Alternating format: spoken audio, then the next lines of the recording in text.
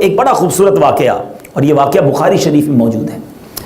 حضرت اسید رضی اللہ تعالیٰ عنہ صحابی تھے، حضرت اسید بن حدیر رضی اللہ تعالیٰ عنہ۔ آپ کا ایمان افروز واقعہ ہے کہ وہ رات کو سورہ بقرہ کی تلاوت کر رہے تھے، اپنے گھر میں سورہ بقرہ کی تلاوت کر رہے تھے، حدیث کا خلاصہ ہے۔ تو پاس ہی ان کا گھوڑا بندھا ہوا تھا، وہ جیسے ہی تلاوت کرتے گھوڑا اچھلنے لگتا، اور حضرت اسید خاموش ہو گئے تو گھوڑا بھی پرسکون ہو گیا۔ دوبارہ انہوں نے پڑھنا کیا، دوبارہ گھوڑے نے اچھلنا شروع کیا، آپ خاموش ہوئے تو گھوڑا بھی خاموش ہو گیا۔ جب تھرڈ ٹائم ایسا ہوا تو ان کا بیٹا جس کا نام تھا یحییٰ، وہ گھوڑے کے قریب تھا۔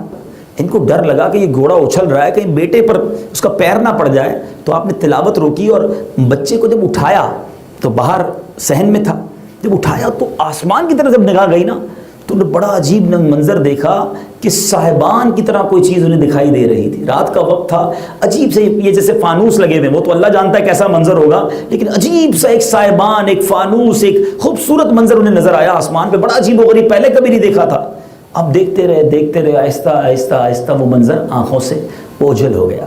صبح بارگاہ رسالت میں حاضر ہوئے، نبی پاک علیہ الصلوۃ والسلام کو یہ واقعہ بیان کیا تو پیارے آقا نے کیا فرمایا، سنو۔ میرے آقا فرماتے، اے ابن حدیر، کتنا اچھا ہوتا اگر تو قرأت جاری رکھتا۔ یہ جملہ آپ نے 2 مرتبہ ارشاد فرمایا۔ حضرت اسید نے عرض کی، حضور مسئلہ یہ تھا کہ میں اس لیے خاموش ہو گیا، ڈر گیا کہ کہیں گھوڑا میرے بیٹے کو زخمی نہ کر دے۔ میں نے سر اٹھا کر دیکھا تو پھر وہ چراغ جیسے مجھے نظر آئے، لیکن اب وہ صاحبان تو غائب ہو گیا۔ نبی پاک نے فرمایا، اے اسید تم جانتے ہو وہ کیا تھا؟ عرض کی، حضور نہیں۔ تو فرمایا، وہ فرشتے تھے جو تمہاری آواز سن کر نزدیک آ گئے تھے۔ اگر تم قرآن کی تلاوت جاری رکھتے تو صبح ان فرشتوں کو دوسرے لوگ بھی دیکھ لیتے اور وہ ان کی نظروں سے پوشیدہ نہ ہوتے۔ پتہ چلا کہ قرآن پاک کی تلاوت وہ خاص عمل ہے کہ اگر آپ وہ تلاوت کریں تو فرشتے نازل ہوتے ہیں، فرشتوں کا قرب نصیب ہوتا ہے۔ مدنی چینل پر جہاں جہاں مجھے سنا جا رہا ہے، اگر آپ اپنے گھر میں برکت چاہتے ہیں، اگر آپ اپنے کاروبار میں برکت چاہتے ہیں، آپ اپنی زندگی میں برکت چاہتے ہیں، تو تلاوت قرآن مجید اپنی زندگی کا معمول بنائیے، صحیح معنوں میں قرآن کی تلاوت کیجئے، انشاءاللہ دلوں پر سکینہ نازل ہوگا، برکتیں نازل ہوں گی، فرشتوں کا نزول ہوگا۔ ایک اور خوبصورت قرآن پاک کی صورت، یہ شعب الایمان کی حدیث ہے، اور اس کی بڑی خوبصورت حدیث پاک ہے کہ میرے آقا فرماتے ہیں، جو شخص جمعہ میں سورہ دخان پڑھتا ہے وہ صبح اس حال میں کرتا ہے کہ اس کے گناہ بخش دیے گئے ہوتے ہیں اور حور عین سے اس کا جوڑا طے پا چکا ہوتا ہے۔ نیز جمعہ یا شب جمعہ سورہ دخان کی تلاوت کرنے والے کے لیے اللہ تعالیٰ جنت میں گھر تعمیر فرماتا ہے۔ سب سے بڑھ کر یہ سنو، 70,000 فرشتے اس کے حق میں دعائے مغفرت کرتے رہتے ہیں۔ اب ذرا غور کیجئے، اب یہ سورہ دخان پڑھنے میں 5-6 منٹ سے زیادہ نہیں لگتے، پڑھیں تو نا، قرآن سے محبت ہو تو پتہ بھی ہو سورہ دخان کون سے بارے میں، کہاں ہے سورہ دخان، لیکن اللہ کرے کہ ہمارا قرآن سے ایسا انٹریکشن ہو جائے۔ اب بندہ کہے کہ میں سورہ دخان پڑھوں اور 70,000 فرشتے دعائے استغفار کریں، دعائے مغفرت کریں، تو اور کیا چاہیے مجھے؟ لیکن ہمیں تو اگر کوئی کہہ دے کہ سورہ دخان پڑھنے سے 500 یورو ملیں گے تو بندہ کہے گا بتاؤ کتنی بار پڑھنا ہے؟ ایک بار میں 500 ملیں گے تو پھر بتاؤ پڑھنے کی اجازت کتنی بار ہے، اور کوئی کام ہی نہیں کرنا سانو۔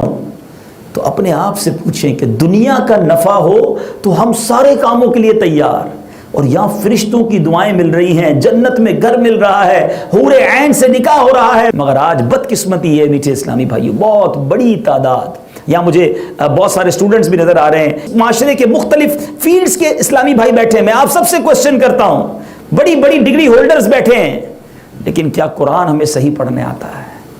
صحیح پروناؤنسیشن کے ساتھ؟ آپ نے یہاں آ کر جرمن سیکھ لی، میرے نزدیک شاید دنیا کی مشکل ترین زبانوں میں سے ایک زبان ہے۔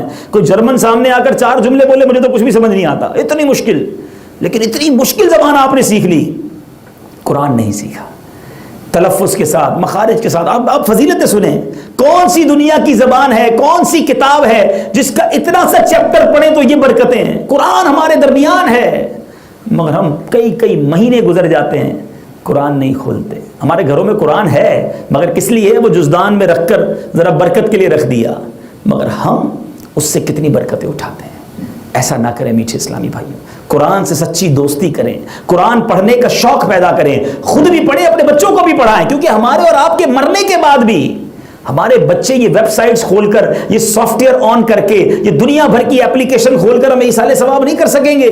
ہم کہتے ہیں میرا بچہ بڑا زبردست کمپیوٹر چلانا جانتا ہے، ارے سافٹ ویئر انجینئر بن گیا، میرا جب بھی موبائل خراب ہوتا ہے اس کو دیتا ہوں یوں ٹھیک کر دیتا ہے۔ یہ سارے سافٹ ویئر تو سکھا دیا، اپنے بچے کو قرآن سکھایا، اپنے بچے کو کچھ علم دین پڑھایا، کچھ اسلامی تاریخ کے بارے میں اسے بتایا؟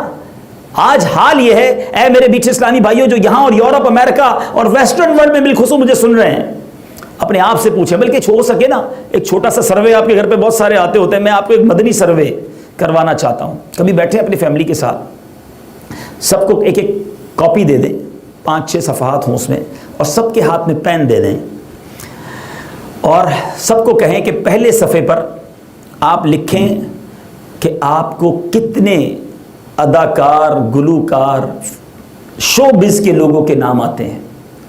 تو شاید ایک صفحہ کم پڑ جائے گا، بہت سارے صفحے بھر دیں گے۔ پھر کہنا بیٹا لکھو کتنے سپورٹس مین کے نام بتائیں، کرکٹر، فٹ بالر، کھلاڑیوں کے نام لکھو، نہ جانے اس کے بھی کتنے وہ صفحے بھر دیں گے۔ پھر کہنا کہ بتاؤ کتنے سیاست دانوں کے نام پتہ ہیں، دنیا کے لیڈرز کے نام پتہ ہیں، ذرا وہ لکھو، تو وہ بھی کئی نام لکھ دیں گے۔ پھر پوچھنا بیٹا بتاؤ کتنے نبیوں کے نام پتہ ہے۔ اگلے صفحے پر کہنا لکھو کتنے صحابہ کے نام پتہ ہے۔ اس کے بعد والے صفحے پر کہنا لکھو بیٹا کتنے اولیاء کے نام پتہ ہے۔ یہ 6-7 صفحات کے بعد آپ کو پکچر سامنے آئے گی کہ میں کدھر جا رہا ہوں، میں نے اپنی فیملی کی کیا تربیت کی ہے، میں مسلمان ہوں، مجھے مرنا ہے، اور مرنے کے بعد بہترین جو ثواب جاریہ والے کام ہے نا وہ اچھی اولاد ہے۔ اعمال نامہ تو ڈسکنٹینیو ہو جائے گا نا، میں تو نیکی نہیں کر سکوں گا۔ اب 3 ہی چیزیں ہیں حدیث پاک میں، بندے کے مرنے کے بعد اس کا نامہ اعمال منقطع ہو جاتا ہے۔ خلاصہ حدیث یہ ہے کہ 3 کام ہیں جو مرنے کے بعد بھی کنٹینیو رہتے ہیں۔ اس میں پہلا صدقہ جاریہ، کوئی ایسا کام کر جائے انسان، جو مسجد بناتے ہیں، جو نیکی کا کام کرتے ہیں، بہت اچھی بات ہے، مرنے کے بعد وہ ثواب ان کے لیے جاری رہتا ہے۔ دوسرا فرمایا علم، یہ علماء جو کتابیں چھوڑ جاتے ہیں، شاگرد چھوڑ جاتے ہیں، آفرین ہیں ان پر، کتنا بڑا ان کا یہ کام ہوا کرتا ہے۔ اور تیسرا جو ہر ہم میں سے موجود بندہ کر سکتا ہے، اچھی اولاد، نیک اولاد جو باپ کے مرنے کے بعد اس کے لیے دعا کرے، اس کے لیے ثواب پہنچائے۔ سوچو کیا ایسی اولاد ہم نے تیار کی ہے؟ بلکہ جن اسلامی بھائیوں کی شادی نہیں ہوئی نا، جو نوجوان ہیں، میں ان کو ایک مدنی پھول دینا چاہتا ہوں۔ کل ایک نوجوان مجھ سے ملے اور وہ سوال کر رہے تھے کہ ہماری جو ہے وہ ریلیشن شپ کیسی ہونی چاہیے، شادی کے لیے کیا خیال کرنا چاہیے، کیسی فیملی دیکھنی چاہیے۔ میں نے ان کو ایک بات بتائی جو میں نے کتاب میں پڑھی تھی، کہ وہ مرد جس کی ابھی شادی نہیں ہوئی، اس پر اس کی آنے والی اولاد کا ایک حق ہے۔ اٹس امیزنگ کہ ابھی شادی نہیں ہوئی اور اولاد کا حق ہے۔ جی کتابوں میں لکھا کہ اس آنے والی اولاد کے لیے اچھی ماں تلاش کرے۔ شادی کرتے وقت بندہ تو اپنے ہی مطلب دیکھ رہا ہوتا ہے نا، مجھے اچھی لگی بس ٹھیک ہے، کافی ہے۔ ارے یہ کل تمہارے بچوں کی ماں بنے گی، کیا اچھی تربیت کرے گی، انہیں ایمانیات سکھائے گی، انہیں دین سکھائے گی، یا جناب اس کے بعد تمہارے بچے تمہاری نافرمان، اللہ کے بھی نافرمان، اسلام سے بھی دور، دین سے بھی دور، بعض اوقات تو ایمان سے دور ہوتے ہوئے دیکھا گیا، کیونکہ بیوی تلاش کرتے ہوئے یہ کون دیکھتا ہے؟ ہمارا تو کانسیپٹ ہی کچھ اور ہے۔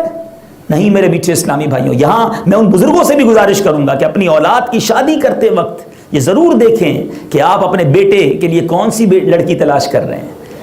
حدیث پاک کا خلاصہ ہے 4 چیزوں کی وجہ سے عورت سے شادی کی جاتی ہے، اس کی خوبصورتی کی وجہ سے، اس کے مال کی وجہ سے، اس کے خاندان کی وجہ سے، اور اس کی دینداری کی وجہ سے۔ دیندار عورت سے شادی کرو، یعنی باقی 3 چیزوں سے زیادہ پریورٹی دیندار کو دی جانی چاہیے۔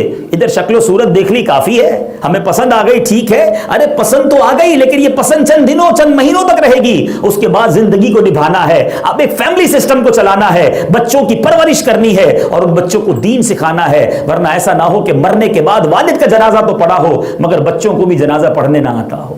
یہ اولاد کس کام کی؟ بالکل اسی طرح جو بچیوں کی لیے رشتہ تلاش کر رہے ہیں ان کو بھی میں ایک انڈیکیشن دینا چاہتا ہوں۔ نارملی ہمارے کیا دیکھنا ہوتا ہے لڑکا تلاش کرتے وقت کہ لڑکا جناب کماتا کتنا ہے، دکھتا کیسا ہے، پیپر کون سے ہیں، ڈاکیومنٹ پکے ہیں نہیں ہیں، پاسپورٹ ہے کہ نہیں ہے، 3-4 چیزیں دیکھ لیں۔ ارے یہ دیکھا کہ نماز پڑھتا ہے کہ نہیں پڑھتا، حرام کماتا ہے کہ حلال کماتا ہے؟ کبھی یہ سوچا کہ جس بچے کے ہاتھ میں، جس لڑکے کے ہاتھ میں اپنی بیٹی دے رہا ہوں، کل اس کی بچے پیدا ہونے ہیں، اس کو خوراک کون سی کھلائے گا اس کا شوہر، حلال یا حرام؟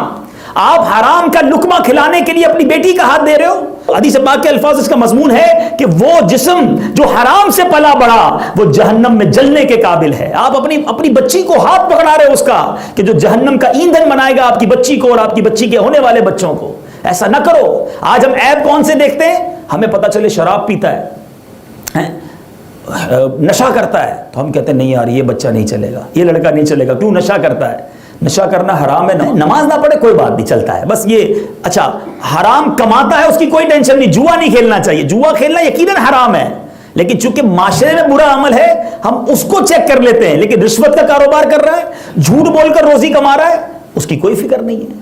خدا را چیک کریں ہم نے. اچھا پھر سب سے اہم بات، ان تمام چیزوں سے زیادہ اہم بات، اس کا عقیدہ کیا ہے، اس کے بلیف کیا ہے اللہ اور اس کے رسول کے بارے میں، صحابہ اور انبیاء اور اولیاء کے بارے میں وہ کیا سوچتا ہے. نہ لڑکی لیتے وقت نہ لڑکا دیتے وقت یہ سوچتے ہیں ہم کہ کہیں ایسا تو نہیں کہ آنے والی آپ نے ساری زندگی اپنے بچے کی اچھی تربیت کی، اسے اللہ اور اس کے رسول کی محبت سکھائی، صحابہ اور اولیاء کی محبت اس کے دل میں بٹھائی، مگر شادی وہاں کر دی کہ جن کے دماغ ہی کچھ اور تھا. آپ کا بیٹا بھی آپ کے ہاتھ سے گیا، آنے والی نسلیں بھی جناب انبیاء کرام، صحابہ کرام اور اولیاء کرام سے معاذ اللہ بغض رکھنے والی بن گئی. تو کدھر جائے گی آپ کی آنے والی نسل؟ ایسا بھی ہوتا ہے کہ ایک بچی کو پردہ کرنے والے سکھاتا ہے، بڑی محبت سے اسے دین سکھاتا ہے، مگر شادی کرتے وقت وہ بے احتیاطی کرتا ہے کہ ایسے گھرانے میں شادی کرتا ہے کہ بچی کا پردہ بھی گیا، اس کی نمازیں بھی گئیں، اس کی جناب جو عقیدہ اور جو اس کی خوبصورت تعلیمات تھی وہ بھی برباد ہو جاتی ہیں. تو ایسا نہ کریں. اللہ تعالی ہم سب کو عمل کرنے کی توفیق عطا فرمائے. آمین بجاہ النبی الامین صلی اللہ تعالی علیہ. ویڈیو دیکھنے کا شکریہ. اگر آپ چینل پر نئے ہیں تو سبسکرائب کر لیں اور ساتھ ہی ساتھ بیل آئیکن پر بھی کلک کر دیں تاکہ یوٹیوب ہماری ہر ویڈیو کا نوٹیفیکیشن سب سے پہلے آپ کو بھیج دے. جزاک اللہ.